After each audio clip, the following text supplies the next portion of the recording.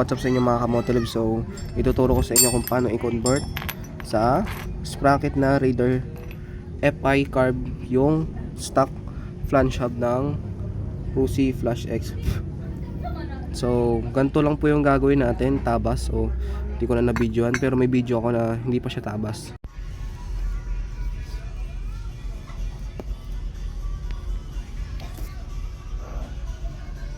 Yung pagkatabas niya is ganito. So trim lang, ganyan lang yung tatabasin natin, trim, dahil ito yung pang TMX Wave 125, no? So iisa lang po sila ng butas, no? Ni Raider FI at ni TMX at Wave. Ayan, kung makikita nyo, iisa silang butas. So hindi lang mapantay ng maayos, o diba? Pero ang pinagkaiba nila is maliit yung butas ng Raider kumpara dito sa Wave, malaki. So ganito po ang distansya ng kay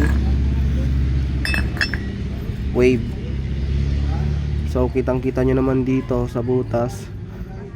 Papatayin muna natin. Ayun, sobrang laki pala ng tinabasan natin, kung makikita nyo. Compare ngayon na nakatabas na siya sa Raider Carb. Yan, Raider Carb FI. So itong maliit na to, maliit na butas na yan, ito sa baba, pang Honda Dream din yan.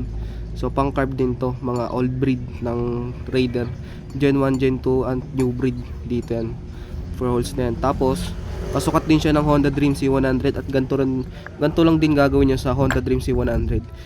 Ititrim nyo lang din yung parang guide niya dito.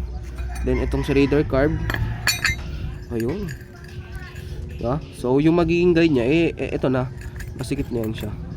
So yun lang ang konting vlog natin ngayon para sa convert ng Prusi Flash. So syempre, bakit ba natin convert? So mahal kasi yung mga RK na sprocket seat na ganito yung mga style.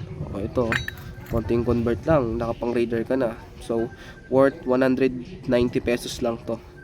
May butas-butas na siya. So yun ang konting vlog natin, guys. Sasalpak na natin yan.